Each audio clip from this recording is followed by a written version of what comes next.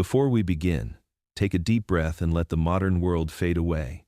Imagine an Earth before humans, before memory, before cities and names. The air is warm, heavy with mist, and the ground shakes beneath the weight of life.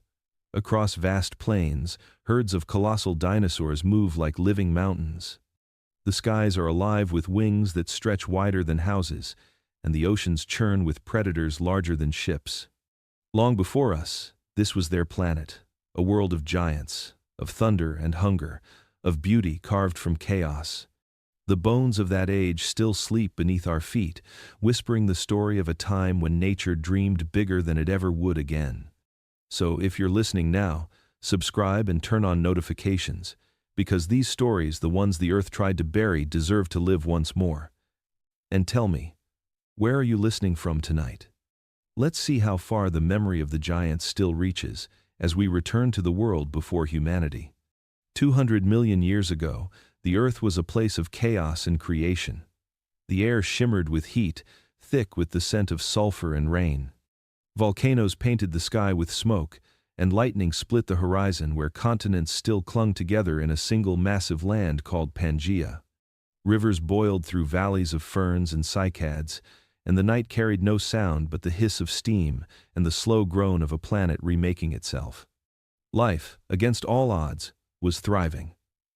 Amphibians ruled the swamps, and reptilian giants known as archosaurs stalked the muddy shores. The ancestors of crocodiles lurked beneath the water, waiting for anything careless enough to slip. But among these scaled predators, something new was stirring, small creatures that ran on two legs, with hollow bones and lightning reflexes. They were not yet the rulers of this violent world, but they carried the blueprint of domination within them. These early dinosaurs were fragile, fast, and intelligent. They darted between ferns, hunted insects, and scavenged the remains left by larger beasts. They were survivors, shaped by instability. The climate swung wildly from drought to flood, and only those who could adapt quickly endured. Evolution was their weapon. The first of them, creatures like Eoraptor and Herrerasaurus, were experiments of nature, testing the limits of speed, balance, and endurance. As the centuries turned to millions of years, the land itself shifted beneath their feet. Continents began to drift apart, splitting Pangaea into isolated worlds.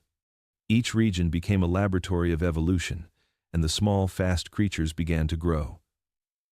Their lungs became more efficient, their bones lighter, their stance more powerful. Predators learned to chase, and prey learned to run.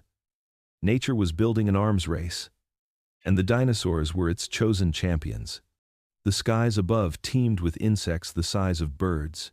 The ground pulsed with the footsteps of new species rising from the shadows. With every eruption, every flood, every extinction, the balance reset and the dinosaurs emerged stronger. By the time the Triassic period neared its end, their numbers spread across every corner of the supercontinent. They had conquered the swamps, the forests, the deserts. No other creatures could match their resilience. They had endured the planet's fire, its storms, and its endless hunger for change. The first dinosaurs stood on the threshold of an empire not yet imagined. The age of giants had begun, and though they did not know it, the Earth would soon belong to them. The Triassic world was a furnace of creation. The air shimmered with heat, the ground cracked beneath an unforgiving sun, and the skies pulsed with storms that could last for weeks. Vast deserts stretched for hundreds of miles, broken only by rivers that carved lifelines through the red earth. This was Pangaea. One colossal continent bound together by fire, surrounded by endless ocean, and ruled by the unpredictable rhythm of a restless planet. Life here was not gentle. Every creature that walked, crawled, or slithered across this landscape was born into struggle. The rivers teemed with crocodile-like predators, ancestors of modern reptiles whose armored bodies gleamed beneath the burning light. They were masters of ambush, lunging from muddy shallows to seize whatever dared to drink. On land, enormous amphibians gasped their last breaths as the world around them dried. The old rulers of the swamps were dying, and something new was rising to claim their throne. In the forests of ferns and towering horsetails, the first true dinosaurs began to appear. They were small, upright, and fast creatures built for survival, not dominance.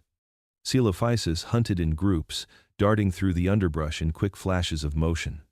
Plateosaurus, an early giant, fed on the leaves of cycads and young conifers, its long neck swaying gently as it moved through the heat haze. These early species did not yet rule, but the seeds of their empire were being sown. Volcanoes rumbled constantly, filling the skies with ash that blotted out the Sunday. Rain fell black and acidic, feeding strange new jungles that flourished on volcanic soil. Lightning split the sky almost daily, igniting fires that swept through fern fields and conifer groves. Yet even in this chaos, the earth grew richer. Ash nourished the soil, forests returned stronger. Life adapted again and again, learning to endure fire, drought, and flood. Evolution had found its rhythm, and the dinosaurs danced to its beat.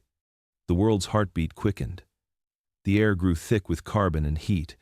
Oxygen levels fluctuated, favoring the creatures that could breathe deeply and move swiftly.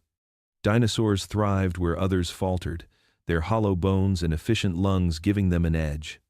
With each generation they spread farther, filling new niches, hunting new prey, and leaving footprints in freshly cooled lava that would harden into history. By the end of the Triassic, the red deserts were alive with motion. The reptiles that once ruled were fading, their dominance broken by time and fire.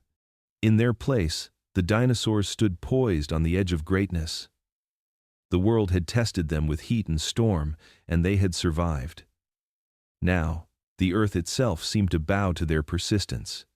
The age of giants was no longer a promise, it was beginning. The Jurassic world opened like a vast, breathing cathedral of life. The fires of the Triassic had cooled, and in their place rose continents draped in green. The air was heavy with moisture, warm and fertile, a world built for abundance. Ferns and cycads stretched to the horizon, and conifers towered like living spires, their branches dripping with mist from nightly rains. In this lush, endless paradise, evolution made a bold choice. It chose size. From the plains and river valleys came the first of the true giants. Diplodocus, its neck longer than a city bus, moved through the forests with slow and patient grace. Apatosaurus swayed its tail like a whip, strong enough to shatter bone or shake the air like thunder. Brachiosaurus stood taller than a 4-story building, its head brushing the clouds as it fed on treetops no other creature could reach. Their bodies were living landscapes, veins like rivers, hearts the size of cars, lungs vast enough to cool an empire. The earth itself trembled beneath them. Each step left footprints that filled with rain and hardened into fossils, silent signatures of power. They traveled in herds that could stretch for miles, carving trails through jungles and floodplains, reshaping the terrain with every migration. In their shadows, smaller dinosaurs scurried for safety, feeding on the ferns left crushed under their feet. The secret of their size lay not only in evolution's ambition but in the world they inhabited. The air was thick with oxygen and warmth, plants grew year-round, and predators, though fierce, were few. For the first time in history, the planet could sustain giants. The bones of these creatures tell of a slow heartbeat, a calm existence governed by the rhythm of feeding, moving, and resting. They had no need for speed or cunning. Their size alone was defense. Their presence, command. Yet even in this age of peace, danger was never far.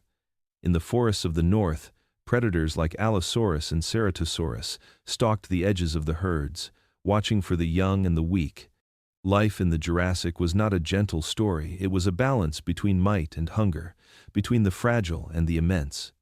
As the sun set over the fern valleys, the air shimmered with golden light, and the silhouettes of these giants moved like ancient gods across the horizon.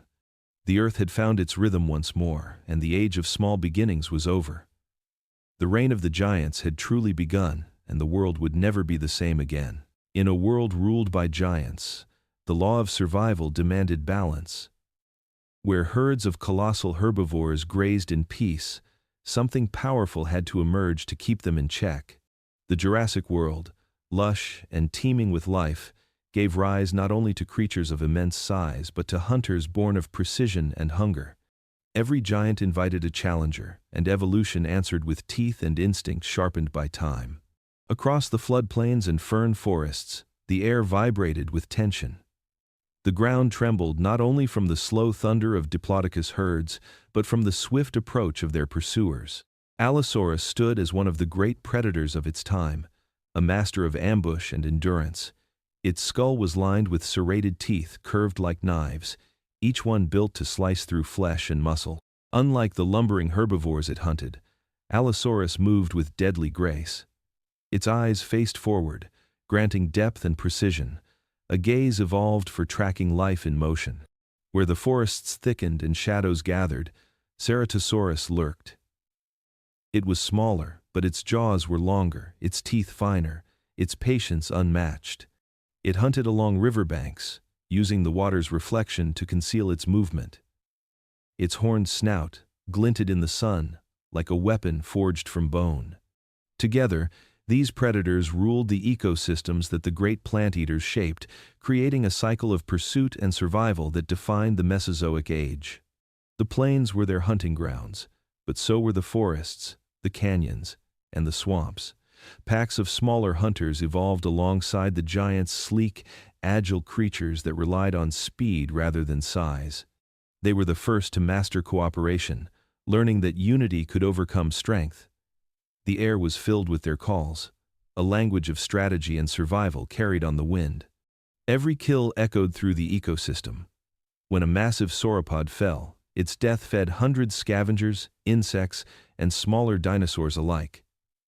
The Mesozoic world wasted nothing. Even decay had purpose. The scent of blood drew life from miles away, and the cycle of balance continued beneath the endless tropical Sunday. The Earth in this era was a place of motion, of constant adaptation.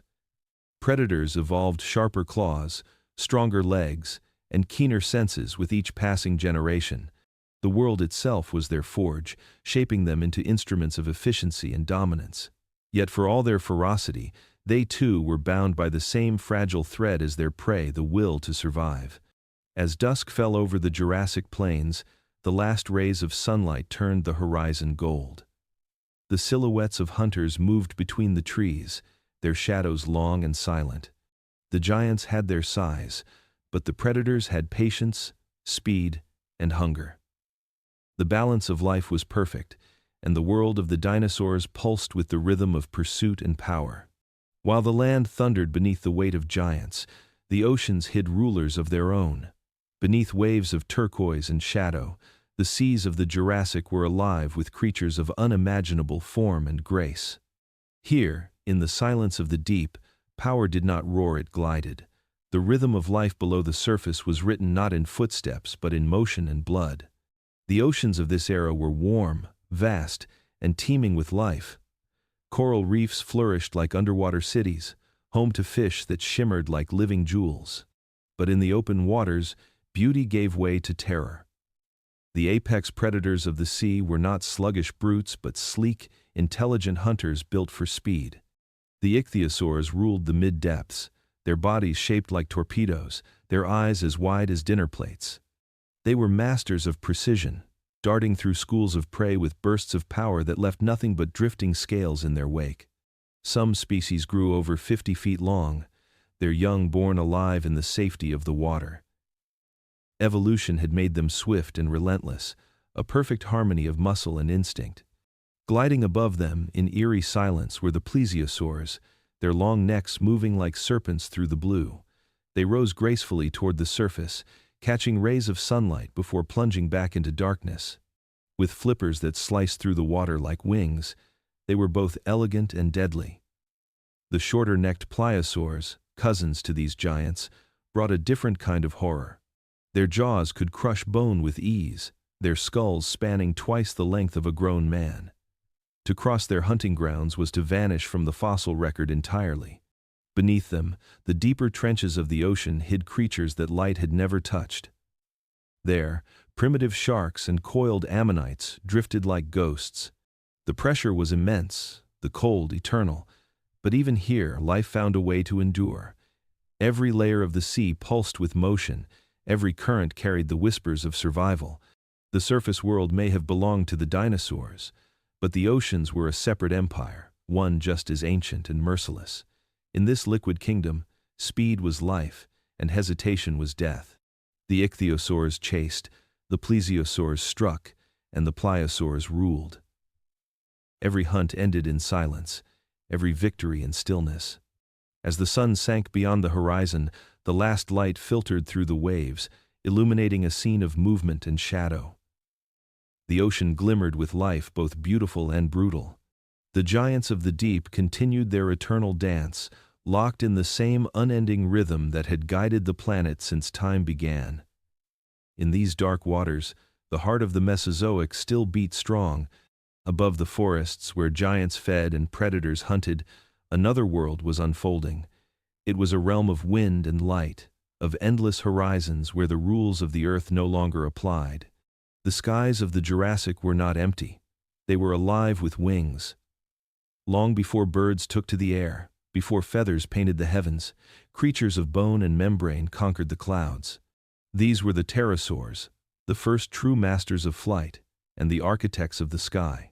Their wings were miracles of design, thin sheets of skin stretched across elongated fingers, light as silk yet strong enough to carry bodies the size of horses. Some were no larger than sparrows, darting through swarms of insects above the rivers. Others, like the great Quetzalcoatlus that would come later, cast shadows longer than a small plane. When they took flight, the ground below seemed to pause, the forests quieting as if to watch the impossible. The air was their ocean. They rode the thermals that rose from sun-baked plains, circling for hours without a single wing beat.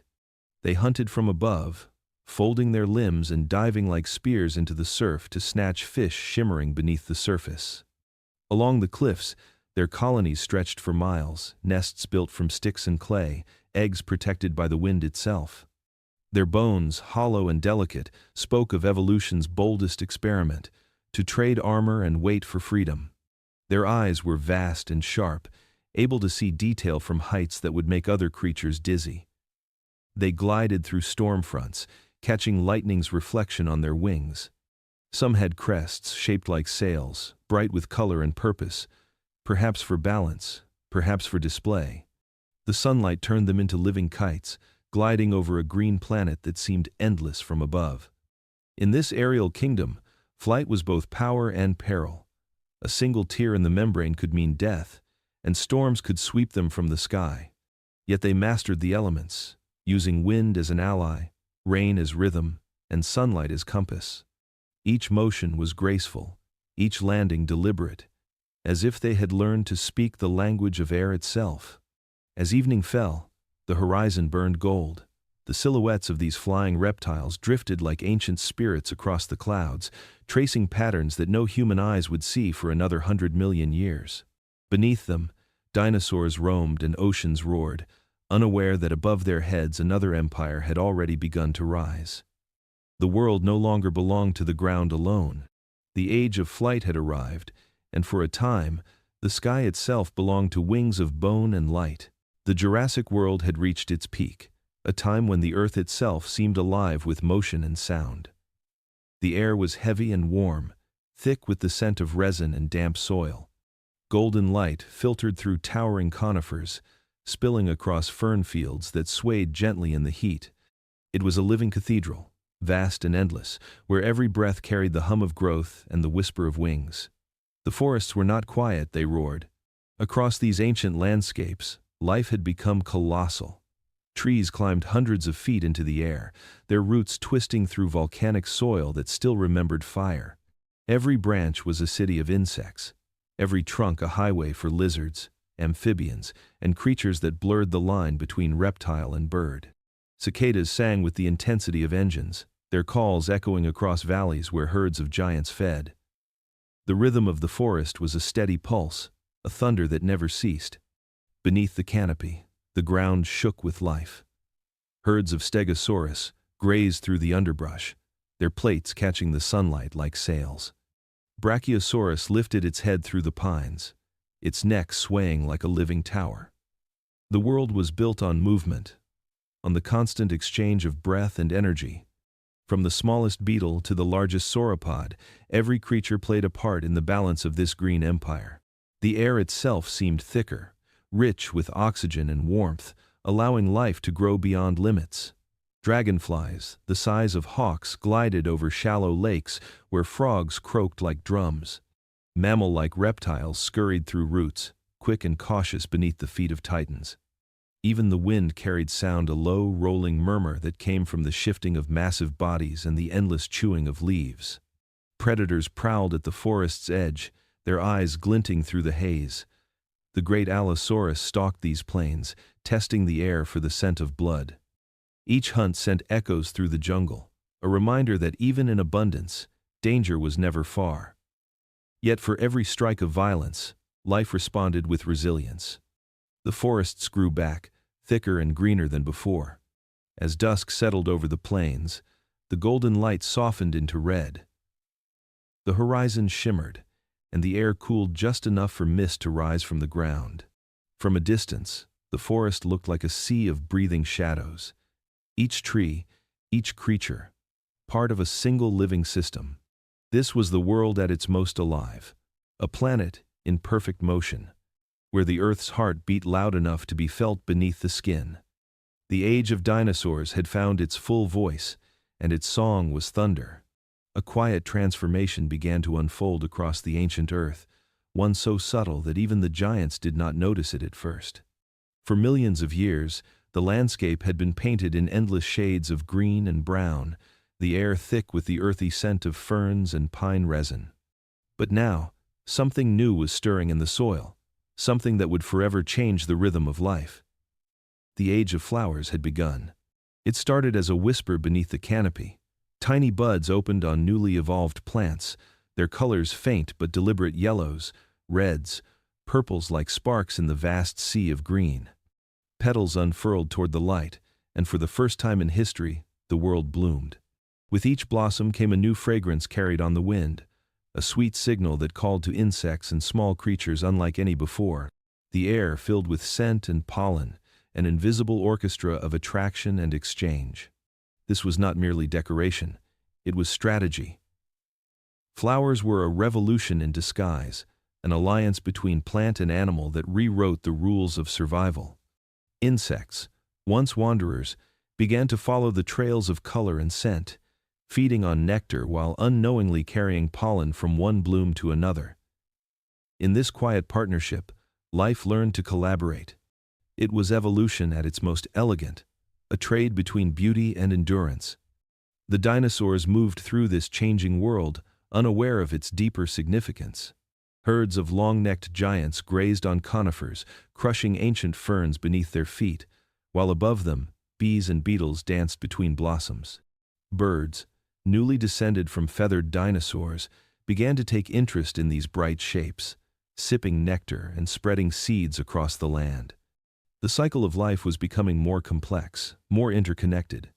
The rise of flowering plants reshaped the entire planet. Forests that had once been uniform and dark now glimmered with color. Seasons gained rhythm as blooms followed patterns of light and heat. Rain carried petals downstream, and rivers became streaked with pollen, feeding the ocean with traces of this new world. Even the air seemed different, warmer, sweeter, alive. The age of flowers was not loud or violent like the cataclysms before it. It was patient, spreading in silence until every continent bore its mark. Color had entered the story of Earth, and with it came the beginning of a new kind of life, one that did not rely solely on strength or size, but on connection. The world that had once belonged to giants now shimmered with fragile beauty, and though the dinosaurs still reigned, the foundation of their kingdom was quietly changing beneath their feet. In the final chapters of the dinosaur age, the world was transforming once again. The continents had drifted apart, the climate had grown unpredictable, and new forms of life were finding ways to survive in the spaces the giants left behind. Amid the swaying forests and steaming wetlands of the late Cretaceous, evolution made one of its most remarkable choices. Feathers, once a simple shield against the cold, began to tell a different story. They became color, display, and flight. The earth was alive with motion. Small, swift dinosaurs darted through the underbrush, their bodies adorned with plumes that shimmered in the sunlight. What began as a layer of warmth had become a tool for attraction and power. Feathers could catch light, could intimidate, could seduce. They were no longer just protection, they were identity. In this new world, survival was not only about strength, but about spectacle. High in the canopy of the ancient forests, Archaeopteryx spread its feathered wings and glided through shafts of golden light. Its bones were hollow, its arms both wing and claw, its feathers perfect mosaics of ancient design. It was neither dinosaur nor bird, but something in between, a living bridge between the earth and the sky.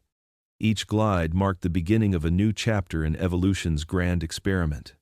Around it, others followed.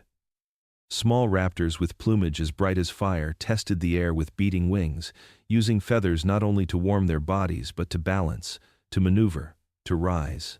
The forest floor rustled with the footsteps of hunters, but above them the canopy was alive with color and song. The sound of flapping wings echoed for the first time, and the silence of the skies began to fade. Feathers brought with them a revolution of perception. They transformed movement into art, violence into grace. They gave creatures the power to vanish or to be seen, to attract mates or to frighten rivals. Through them, nature found a new language, one of pattern, brilliance, and display. The air of the late Cretaceous shimmered with life, each wingbeat carving history into the wind. Below, the giants still walked, the massive herbivores and roaring predators, but their world was slowly lifting away from the ground. The skies were no longer empty. They had been claimed by creatures lighter than bone and braver than gravity. As night descended over the ancient forests, the first birds roosted in the safety of branches, their feathers rustling softly in the dark. They did not know it, but they carried within them the future. The age of flight had truly begun, born from the dreams of creatures that once ruled the earth, now reaching for the stars. The final age of the dinosaurs was a time of power, a world sculpted by strength and fury. The Cretaceous earth pulsed with life that had reached its evolutionary peak. Forests spread across the continents, rivers coiled like veins through valleys, and the air vibrated with the sounds of movement, of calls, of thunder beneath claw and bone. This was a planet alive with titans. Every sunrise was a test of endurance, every shadow a reminder of danger. In the heart of these fertile plains, the giants ruled. The great Tyrannosaurus rex stood at the top of the world's food chain, an apex predator sculpted by 150 million years of evolution. It was a creature of precision and purpose, its jaws capable of crushing bone, its sense of smell sharp enough to track prey for miles. Each step it took was a reminder of authority, every motion deliberate, efficient, unstoppable. Nothing on land could challenge it outright. Its rule was absolute, enforced by fear and hunger. But where there is a tyrant, there are challengers. Across the plains of what is now North America, herds of Triceratops roamed in vast numbers, their horns gleaming beneath the sunday. They were mountains of muscle and bone, built not to flee but to fight. Their great frilled skulls acted as shields, their forward-pointing horns as weapons. And when they clashed, the ground itself seemed to shake. They were the armored guardians of the age, living fortresses that dared even the great predators to test their resolve. And there were others. Ankylosaurus, low and heavy, armored like a tank, moved slowly but with purpose. Its back was a fortress of bone and hide, its tail tipped with a club that could shatter a predator's legs. Every part of its body was defense made flesh. Even the smallest movement was deliberate, an act of survival refined by countless generations of struggle. This was not a world of peace but of balance. Every creature, from the swift velociraptor to the lumbering hadrosaur, played its part in the eternal contest of life and death. The air was thick with the scent of earth and rain, the sound of distant roars echoing like thunder rolling through the trees. Yet for all its violence, the world was also beautiful. Great herds moved beneath crimson sunsets, rivers reflected the silhouettes of giants, and the forests whispered with unseen wings. This was the age when life reached its greatest diversity, when nature's design was at its boldest and most brutal. The earth was alive in every direction, pulsing with strength, energy, and color. It was the final golden age of the dinosaurs, a time of kings and warriors, of horns and teeth, of beauty woven with terror.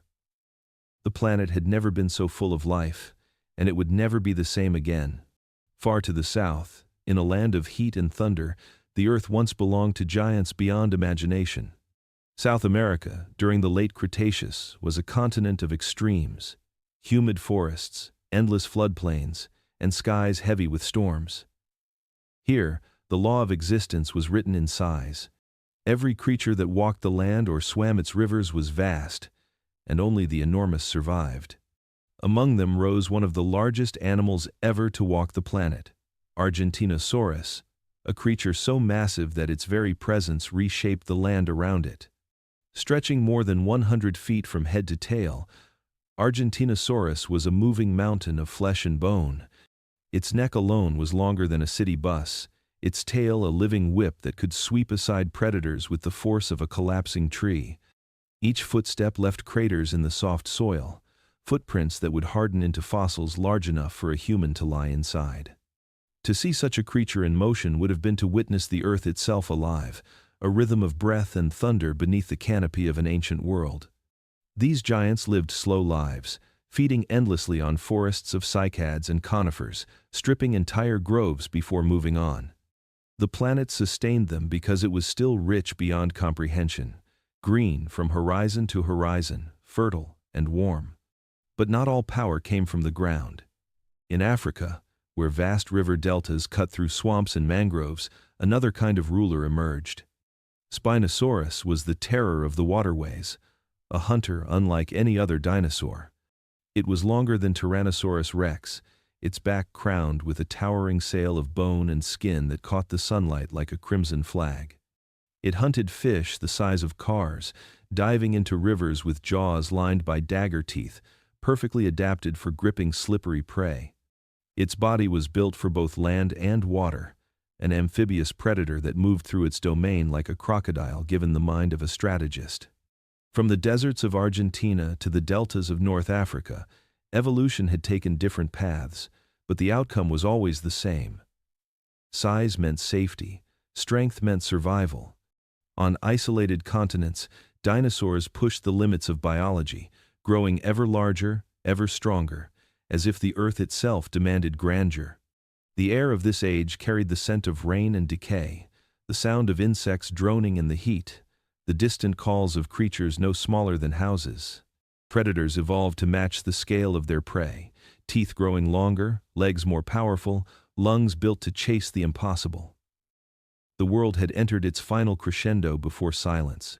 These southern lands were nature's proving grounds, where evolution tested the extremes of life. In their bones lies the story of power unrestrained, of a planet that once dreamed in the language of giants. And though millions of years have passed since their last footsteps sank into the mud, the earth still remembers them. The fossils that rest beneath our feet are echoes of a time when the greatest law of all was simple and unforgiving: grow large, or perish. The world of the late Cretaceous was a stage of hunters. By now, evolution had honed its sharpest tools, sculpting predators into living weapons of precision and intelligence. The age of brute survival was fading, replaced by something more calculated, more deliberate. This was a planet ruled not only by muscle and size but by strategy. Every shadow held intent. Every sound was a signal. The earth had become an endless chessboard of hunger and cunning.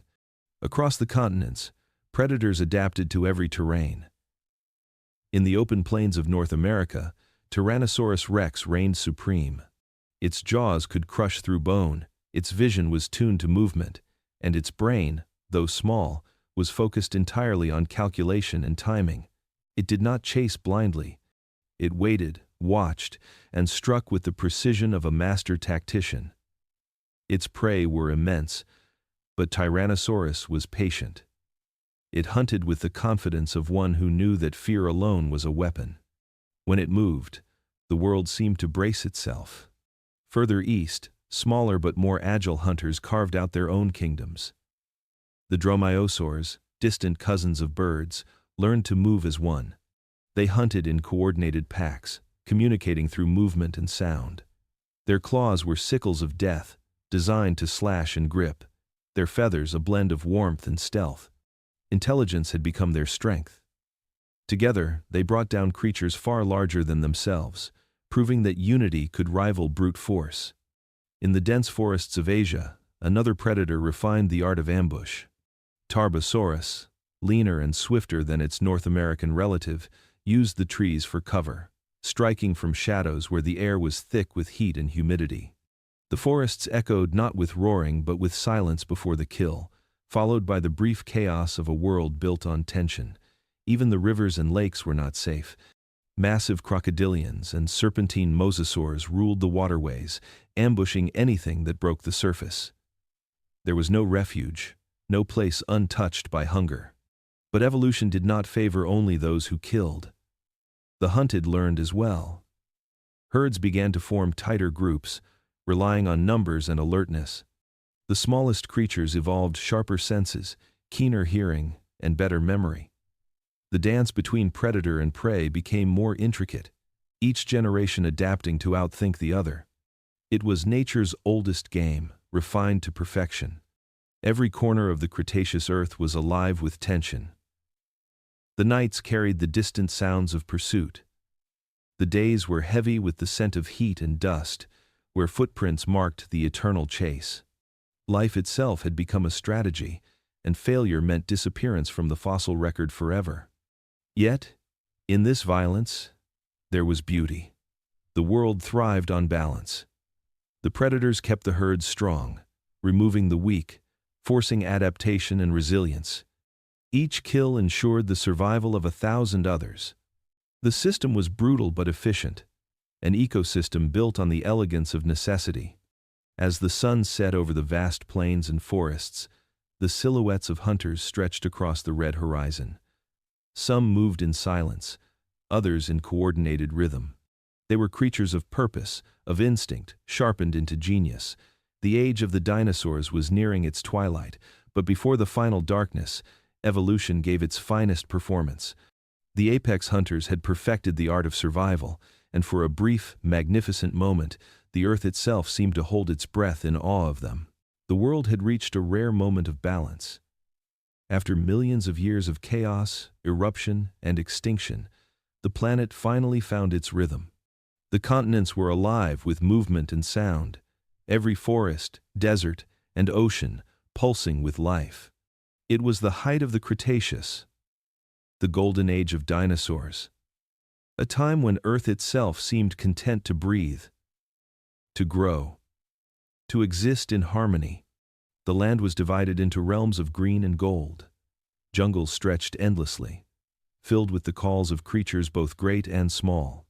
Herds of massive herbivores roamed through wide valleys, feeding on a never-ending ocean of ferns and flowering plants. They were living engines of motion. Triceratops, Ankylosaurus, Edmontosaurus. Their lives dictated by the cycle of growth and migration. Their bodies moved like parts of an ancient clock, each one vital to the survival of the ecosystem around them.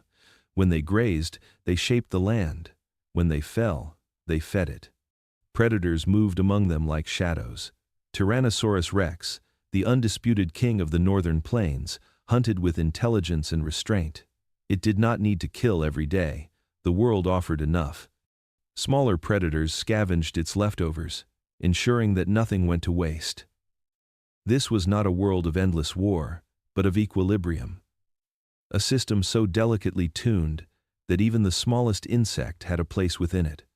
The climate was warm and humid, a greenhouse planet glowing with vitality. Rivers braided through the landscape, feeding vast deltas where life congregated in dizzying abundance. Ferns and flowering plants blanketed the earth, insects buzzed in symphonies, and the skies shimmered with the wings of pterosaurs. High above, early birds traced arcs through the air, descendants of once grounded hunters now ruling the sky. Every corner of the world was alive, from the icy poles to the steaming equator. This age of stability was deceptive. Beneath the beauty, the planet was already changing. Volcanoes rumbled in the distance, releasing gases that subtly altered the air. Seas rose and receded. Weather patterns shifted. The same balance that allowed the dinosaurs to thrive was also quietly preparing their undoing. Yet in this moment, none of it mattered. The world was as full of life as it would ever be. Every sound told a story, the rumble of thunder that mirrored the footsteps of giants, the cry of a predator echoing across canyons, the rustle of leaves stirred by the passing of herds. Even night was alive. The stars hung brighter in the sky, reflected in the calm waters below. Fireflies drifted among the reeds, and the chorus of frogs and insects carried through the darkness like a lullaby from the deep past. For millions of years, this balance endured. Life flourished in every form imaginable, from the smallest creature burrowing in the dirt to the tallest titan shaking the ground with every step. It was an age of peace earned through evolution's patience, a brief perfection in the story of the Earth. But perfection is fragile, and time never stops. Somewhere beyond the edge of the horizon, forces were already stirring, cosmic, unseen, unstoppable. The golden age of dinosaurs would end, not with a slow fade, but with the sudden silence of extinction. The world was at its peak. And yet, it stood on the edge of its final dawn. 66 million years ago, the world was at peace. The forests of the Cretaceous swayed gently under a humid breeze, rivers wound through fertile valleys, and herds of dinosaurs grazed beneath golden light. The air buzzed with insects, the skies alive with wings. It was a world thriving in perfect balance. Yet far beyond the blue dome of its atmosphere, something ancient and merciless was moving through the dark. A rock born from the chaos of creation, 6 miles wide, traveling faster than sound itself, set its silent course for the Gulf of Mexico. It carried no malice, no purpose, only inevitability. The first to see it might have been the flying reptiles, high above the clouds, gliding over oceans and deltas. They would have seen a light growing in the heavens, a star that should not have been there. At first it was beautiful, a glowing tear across the night sky, but beauty gave way to terror. The light grew brighter, whiter, until it rivaled the Sunday. Then came the sound, an echo that shook the atmosphere itself. The countdown to extinction had begun. When the meteor struck, the world ended in a single instant. It hit the Earth with a force greater than every nuclear weapon humanity would ever create combined. The sky ignited. A wall of fire swept outward from the point of impact, incinerating everything within hundreds of miles. Forests vanished in seconds, oceans rose into the air, and the crust of the planet buckled under the shock. Waves taller than cities tore across coastlines, carrying the remains of a world that had thrived for millions of years. But the true death did not come from flame or water, it came from darkness. The impact hurled billions of tons of ash and vapor into the sky, forming a shroud that covered the planet. Days turned to twilight, and twilight to blackness. Photosynthesis stopped. Plants withered. The air grew cold. In weeks, the temperature dropped so sharply that even the tropics froze. The once loud world of roars and cries fell silent. The great dinosaurs, rulers of the land, could not adapt to a planet without light. The herbivores starved first, their massive bodies collapsing under the weight of hunger. The predators followed soon after, their strength rendered useless in a world without prey. The skies emptied as the pterosaurs vanished, and the oceans frothed with death as plankton. The base of the marine food chain disappeared. The Earth had entered its long night. Yet life, as always, clung on. Beneath the surface, small creatures burrowed into the ground, feeding on roots and insects. In the seas, tiny survivors endured, hidden from the cold above. These fragile remnants would inherit what was left, and from them, the world would begin again. For years, the ash hung over the planet like a tombstone. The silence became absolute. No footsteps, no wing beats, no cries echoed through the forests that once thundered with life. The giants were gone, and the sky that had watched over them for millions of years was quiet once more. The age of dinosaurs had ended not with a roar, but with a single flash of light that burned too bright to last. The moment of impact was the closest thing to the end of the world the Earth had ever seen. A fireball brighter than the sun tore through the atmosphere, screaming faster than sound, a blur of molten stone and fury. When it struck near what is now the Yucatan Peninsula, the planet convulsed, rock vaporized on contact, and the ocean above it exploded into steam. In a fraction of a second, trillions of tons of earth and water were hurled into the sky. A crater more than 90 miles wide opened in the crust, the wound glowing with the heat of creation. The dinosaurs, the forests, the oceans, and the sky itself were caught in the storm that followed. The air ignited. Shockwaves raced across continents at supersonic speed, flattening forests, toppling mountains of stone. Every horizon burned. Trees snapped like twigs beneath the pressure, and animals were flung through the air as if they were weightless. The initial blast alone was enough to kill millions, but the true horror came after.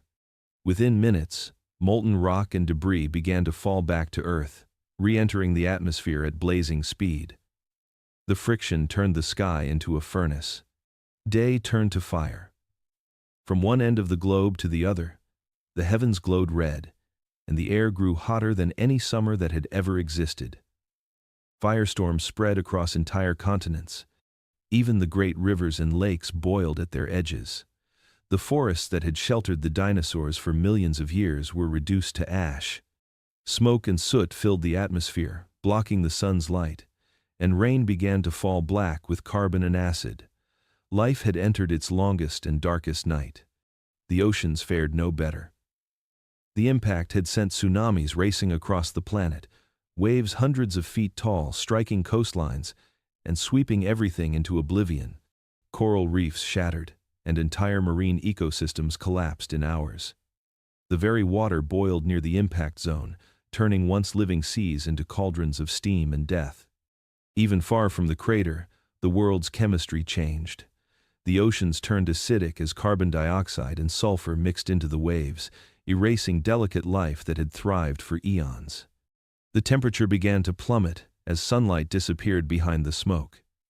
The fires that had consumed the world gave way to a freezing darkness. For months, the planet remained in twilight, wrapped in a blanket of ash and silence. Without light, plants died. Without plants, herbivores starved. And without prey, the great carnivores followed. All across the continents, the mighty collapsed. The last Triceratops herds lay still in the fields that once fed them. The final Tyrannosaurus rex, king of its world, fell not to an enemy, but to emptiness. The sky was silent. The air carried no bird song, no insect hum, no roar of life. The giants who had ruled for over 160 million years were gone, their bones left beneath the soot of a dying age. Yet even in the ashes, the story did not end. Small creatures, hidden in burrows and shadows, waited out the cold. Seeds, buried deep in the soil, slept through the darkness. The world had burned, but it had not died. The age of dinosaurs was over, but life, stubborn and eternal, was already beginning its slow return. The earth had fallen silent, but within that silence was the faintest echo of a heartbeat, waiting for the sun to rise again. The world that followed the impact was unrecognizable. The skies, once blue and alive with light, had turned a heavy gray. Dust, ash, and toxic gases wrapped the planet in a thick blanket that choked the sun and smothered warmth. It was not merely darkness, it was a cold, suffocating silence that lasted for years. The firestorm that had once burned the surface gave way to a deep, endless winter. The age of giants had ended, and in its place, the earth shivered beneath a frozen shroud. The sun became a dim glow, a pale memory behind clouds of ash that stretched from pole to pole. Days and nights blended together into a twilight that never brightened. Without sunlight, photosynthesis stopped. Forests that had survived the firestorms began to wither, their leaves falling like snow. Grass never returned. The once green planet turned gray and lifeless. Rivers ran black with soot. Even the wind carried death, filled with fine particles that poisoned lungs and soil alike. The herbivores were the first to fall. Deprived of food, their great bodies became their greatest curse. The massive Triceratops, Ankylosaurus, and Hadrosaurs that once roamed the plains collapsed where they stood, their skeletons sinking into the mud. Their size, once a symbol of power, became a burden too heavy to carry in a dying world. The predators that fed on them followed soon after. Without prey, even the mighty Tyrannosaurus rex could not endure. Hunger turned to weakness, and weakness turned to stillness. Across every continent, the silence deepened as the giants disappeared one by one. But not all life surrendered. Beneath the ashes, in burrows and crevices, the small creatures endured.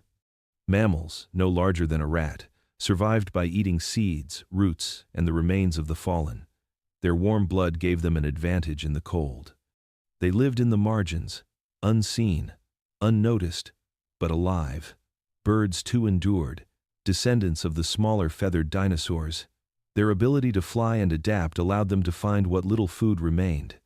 Insects, hardy and ancient, burrowed deep into the soil, their tiny bodies carrying the blueprint of survival through an age of extinction. For years, the Earth remained silent. The temperature dropped drastically, and glaciers began to form at the poles. Acid rain fell, washing away what life clung to the surface. The oceans turned dark and sluggish, their delicate ecosystems collapsing as plankton died without sunlight. From the deepest sea to the highest mountain, the planet seemed to sleep beneath its blanket of ash. It was not death, but a pause, a reset. Evolution was waiting. Slowly, almost imperceptibly, the ash began to settle. The winds thinned, and faint rays of light began to pierce through the clouds. In those small beams, seeds that had lain dormant began to stir. Ferns, the first to return, pushed through layers of soot. Life, fragile but determined, reached once more toward the Sunday. From the ashes of destruction came renewal. The great age of the dinosaurs was gone, erased by time and fire, but the Earth was not empty. It was preparing for something new. The small, the overlooked, the survivors would inherit the world.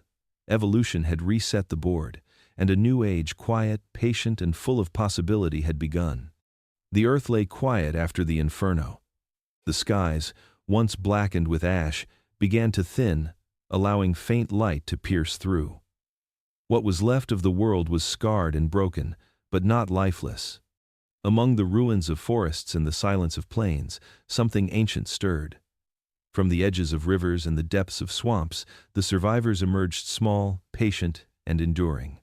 The great kingdoms of the dinosaurs had crumbled, but life itself refused to bow. Crocodiles were among the first to reclaim the waters. They were ancient even then, descendants of creatures that had lived long before the dinosaurs and would outlast them by millions of years. Their armor of scales, their cold patience, and their ability to survive on little gave them an advantage no catastrophe could erase. As the ash fell into the rivers, turning them gray and lifeless, crocodiles endured. They waited in the shallows, motionless, conserving energy until the storms of extinction passed. Time, for them, moved differently. Turtles too survived, those slow-moving symbols of resilience. Their shells protected them not only from predators, but from the chaos of the planet itself. They withdrew into themselves as the fires raged and the skies darkened, wading through years of famine and cold. Some lived in rivers now choked with silt, others buried in mud to escape the freezing air. Their quiet endurance was a promise that not all ancient things would fade. In the seas, sharks continued their eternal patrol. They had survived multiple mass extinctions before, and this was only another test of their perfection. Their simple yet flawless design needed no change. They fed on what remained: the carcasses of fish, the drifting remains of ancient creatures, and each other. Where the oceans still moved, so did the sharks, circling through a world that had forgotten what abundance felt like. From the deep, small creatures rose again. Amphibians croaked weakly in the wetlands that survived the fires. Insects crawled through the ash, laying eggs that would hatch into the first signs of recovery. Tiny mammals emerged from their burrows, shivering in the dim light, sniffing at the strange new world that now belonged to them. Their smallness, once a weakness, had become their strength. They required little, adapted quickly, and feared nothing more than hunger itself. The earth began to exhale, rain fell, cleansing the air of its poison. Streams carried nutrients from the ash back into the soil. Ferns, the eternal pioneers, unfurled once more across the plains. Slowly, green returned to the gray.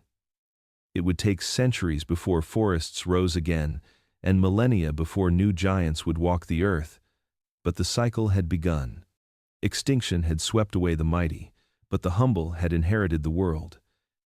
The age of reptiles had burned itself out, but its spirit lingered in the survivors that carried its lineage forward. Crocodiles, turtles, sharks, living fossils that defied time itself, remained as witnesses to the resilience of life. From the ashes of destruction, the earth was preparing for its next chapter. The silence that followed the fire was not an ending. It was the sound of the planet beginning again. The dawn of the Cenozoic brought a world reshaped by fire, ice, and silence. The reign of the dinosaurs had ended, but the oceans, vast and untamed, refused to rest. Beneath the waves, evolution was already at work, sculpting new giants to rule the deep. The scars of extinction still marked the earth, yet the seas stirred with purpose once more. Out of that darkness came the next empire of predators, born not of reptilian thunder but of sleek, efficient design. The world had changed, but power still found its way to the water. From the depths rose Megalodon, the greatest shark to ever live, a creature that would come to embody the memory of ancient terror. It was a living echo of the mosasaur, the marine hunter that had ruled the oceans during the final days of the dinosaurs. Where the mosasaur was a reptile of power and agility, Megalodon was the perfection of simplicity, a massive engine of hunger, honed by 50 million years of evolution. Its teeth were the size of a human hand, each one serrated and shaped to shear through bone and flesh. Its bite could crush a whale's skull like driftwood. At 60 feet in length, it was a moving continent of muscle and instinct. The oceans of this new era were alive again. The first whales appeared, descendants of land mammals that had returned to the sea in search of opportunity. They were graceful, intelligent, and colossal, but they had stepped into a world that already had a king. Megalodon ruled not from stealth but from dominance. It struck from below with impossible force, driving its prey upward into the light before tearing them apart in a cloud of blood and foam. Even the great whales swam in fear of its shadow. Yet this new world was not ruled by violence alone. It was a tapestry of transformation. Coral reefs flourished once again, painting the shallows with color. Schools of fish moved in perfect harmony, flashing like liquid silver through sunlit waters. Sea turtles glided across open oceans, the same patient survivors that had watched the dinosaurs fall. But above and around them, the presence of Megalodon was constant, the ghost of the mosasaur made flesh again. The predator's movement dictated the rhythms of the sea. Wherever it traveled, the ecosystem followed. Over millions of years, the oceans deepened their mystery. Temperature shifts and tectonic changes slowly reshaped the planet's balance. The seas cooled, and the great whales grew larger, faster, more intelligent. Megalodon adapted, hunting them with precision, but the world was turning against it. As ice gathered at the poles and prey grew scarcer, the ocean's mightiest hunter began to fade. Slowly, the shadow of the giant vanished beneath the waves, leaving only its teeth buried in stone, relics of an empire that had ruled unseen. The story of Megalodon was the story of the ocean itself, vast, relentless, and temporary. From the ashes of the dinosaurs, life had once again reached for greatness. The sea had found new titans, and though they too would fall, their memory would never leave the depths. The waves still whisper their names, and the shadows that move below still carry the echo of the last giants of the sea. When the age of the dinosaurs ended, the earth fell into silence, but that silence did not last. From the shadows of extinction, a new kind of life began to emerge. The world that had once echoed with the calls of giants now hummed with smaller voices, mammals that had hidden underground while fire consumed the sky. For millions of years, they lived unseen, fragile and cautious, feeding on seeds, roots, and insects. But with the dinosaurs gone, the world was theirs to claim. What followed was not the end of grandeur, but its rebirth. The earth had not forgotten the shape of power. It had only changed its form. As the Cenozoic dawned, the planet warmed again. Forests spread, grasslands formed, and life flourished in new and unpredictable ways. From creatures no larger than cats came descendants that would tower over trees. Paraceratherium, a distant relative of the modern rhinoceros, rose to dominate the plains of Asia. It was the largest land mammal to ever walk the earth, standing nearly 20 feet tall at the shoulder and weighing more than 20 tons. Its long neck reached into treetops for leaves, and its stride covered the ground like a moving mountain. Where once the sauropods had grazed, now these mammals walked in their footsteps, filling the void the dinosaurs had left behind. Across the continents, evolution experimented boldly. Elephants' ancestors, the Dinotherium, appeared with downward curving tusks and massive skulls, shaped like living monuments. Their herds moved through savannas and river valleys, reshaping the land as they went, carving paths that would later become rivers and trade routes for humans. In Africa, the great beasts ruled again, and the ground trembled as it once had in the Jurassic. But not all was gentle. The predators of this new world evolved just as fiercely. Giant bear dogs, saber-toothed cats, and monstrous wolves filled the role once held by the raptors and tyrants of the past. The cycle had begun again, hunter and hunted, birth and death, creation and destruction. The mammals had inherited not only the world but also its eternal struggle for dominance. The planet itself mirrored this change. The continents continued to drift, colliding to form new mountains and climates. Grass began to spread, changing the rhythm of life. Grazers replaced browsers, and speed became as valuable as strength. The world that had once belonged to cold-blooded reptiles now favored warm-blooded endurance.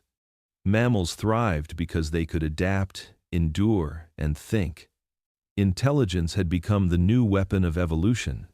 The air was filled with sound, once more the calls of birds, the trumpet of early elephants, the low rumble of colossal herds moving across distant plains. It was a world alive with movement and color, as if the planet itself had learned to breathe again after the long winter of ash. The age of reptiles had ended, but the age of giants was not gone. It had only changed its skin, trading scales for fur, cold blood for warmth, instinct for awareness. In every shadow of the Earth's past, life found a way to rebuild. The mammals did not simply inherit a wounded planet, they remade it in their image. And though they were different from the giants before them, they carried the same legacy, the endless reach toward power, survival, and dominance. The Earth remembered, and once again, it dreamed in the shape of giants. The Earth turned cold again. After millions of years of warmth and flourishing forests, the climate shifted, and glaciers crept down from the poles, reshaping continents with their frozen hands. Mountains cracked beneath the pressure, oceans fell, and vast plains of ice stretched across the horizon. It was the dawn of the Pleistocene, a time when the world demanded endurance and only the strongest could answer. Out of the frost and silence came new titans, born not of heat and jungle but of snow and storm. These were the iceborn giants, the heirs to an ancient legacy of power. Across the northern lands, the mammoths marched. Towering and wool-covered, they carried the memory of the dinosaurs in their massive forms and relentless resilience. Their tusks curved like crescents of ivory, sweeping forward in elegant arcs that gleamed beneath the pale sunday. They moved in herds across frozen grasslands, searching for dry stalks buried beneath the snow. The wind howled across their backs, but they endured, their thick fur and layers of fat shielding them from the cold. Beneath their feet, the earth trembled once again. just as it had under the dinosaurs millions of years before. The mammoths were not alone. Their cousins, the mastodons, roamed the forests of North America. Smaller but more robust, they fed on twigs, bark, and evergreen needles, adapting to woodlands that remained untouched by the glaciers. Each herd was a moving fortress of strength and memory, guided by the oldest among them who could recall the safe valleys and rivers that never froze. These creatures were not just survivors, they were symbols of evolution's persistence, living echoes of an age that refused to die. But where there were giants, there were hunters. The frozen world forged predators, as fearsome as any that had ever lived. The saber-toothed cat ruled the plains, its long fangs glinting like carved daggers of ice. It was a master of patience and precision, stalking mammoths and giant bison through the blizzards. Its roar carried through the cold like thunder. Even the dire wolves, massive and relentless, hunted in packs that moved with intelligence and coordination. Theirs was a world of teeth and endurance, a daily battle between hunger and survival. Every creature in this frozen theater lived on the edge of extinction. The climate shifted with ruthless unpredictability. Ice advanced, then retreated, again and again. Entire ecosystems rose and fell within a few millennia. Lakes froze into mirrors of stone, and valleys that once bloomed with grass became wastelands of snow. Yet life endured. The mammoth's herd instinct, the cat's cunning, the wolf's cooperation, these were not just behaviors but philosophies of survival, carved into the fabric of evolution. Amid the harshness, beauty still thrived. The auroras danced across the sky in veils of green and blue, lighting the ice fields where herds crossed under the stars. The breath of the titans rose in clouds of steam, and the ground echoed with their passing. The Ice Age was both cruel and magnificent, a world sculpted by extremes, where life had learned to bend without breaking. The dinosaurs were gone, but their echo lived on in these creatures of fur and frost. The mammoths and mastodons carried their size, the saber-toothed cats their ferocity, and the wolves their intelligence. Once again, the planet belonged to giants, though their forms were softened by the cold. The earth had changed, but its ancient rhythm remained the same. Power would always rise again, reshaped but never forgotten, and the age of the iceborne titans was proof that even in the deepest cold, life would find a way to roar. Beneath our feet lies an ancient library, written not in words but in stone. Every layer of soil, every stratum of rock, holds a story millions of years in the making. The giants that once thundered across the land, the creatures that ruled the oceans and the skies, are gone. Yet their presence lingers in the bones they left behind. Time has buried them deep, but the earth has not forgotten. It keeps their memory locked within mountains, deserts, and riverbeds, waiting for the day when someone would listen again. For eons, wind and water have been the authors of this great book, slowly uncovering its pages. In the Badlands of North America, ribs the size of tree trunks rise from the dust. In the cliffs of Patagonia, entire skeletons sleep curled within stone, their vertebrae fused into mountainsides. Rivers carve through the earth, exposing fragments of skulls that once belonged to beasts that ruled before humanity was even imagined. Each fossil, no matter how small, is a voice from the past, whispering the story of a world that lived, died, and transformed beneath the relentless rhythm of time. The process that preserves these memories is as miraculous as the creatures themselves. When the titans fell, their bodies sank into mud and sand, where minerals slowly replaced flesh and bone. Over millions of years, what was once living became rock, an echo transformed into permanence. Their bones hardened into monuments of memory. Their shapes endured even as continents shifted and mountains rose above them. The earth, indifferent yet patient, became both tomb and storyteller. Every fossil is a bridge between worlds. To touch one is to reach across time, to feel the heartbeat of an age long gone. Scientists who uncover them become translators of this silent language, reading clues written in cracks and textures. A single footprint preserved in volcanic ash can reveal how a dinosaur moved, how fast it ran, or how it protected its young. A fossilized tooth can tell of what it hunted, what it feared, and how it lived. The ground beneath us is alive with memory, a record of survival and extinction, of beauty and catastrophe intertwined. The mountains themselves are shaped by these stories. The Andes, the Rockies, the Himalayas, many contain within their cores the remains of creatures that once swam in prehistoric seas. What was once ocean floor now pierces the sky. The world recycles its own history, burying and revealing its secrets with every earthquake and storm. The fossils endure, not as relics of death, but as proof of life's persistence. And yet, the story they tell is not only about the past, it is about us. Every bone unearthed reminds humanity of its place in a chain that stretches back hundreds of millions of years. The same forces that created and destroyed the dinosaurs still shape the world we live in. The same cycles of fire, ice, and renewal continue. We walk upon the remains of worlds that came before ours, often unaware that the ground beneath us is built from the bodies of the giants that once were. The earth is an ancient storyteller, and fossils are its language. They remind us that nothing truly disappears, it only changes form. The bones beneath the surface are more than remnants of lost ages, they are the fingerprints of time itself. The titans are gone, but their story endures, written into the very foundation of the planet. When the wind sweeps through the canyons and the rivers carve deeper into the stone, it is as if the earth is exhaling, whispering again the memory of its giants.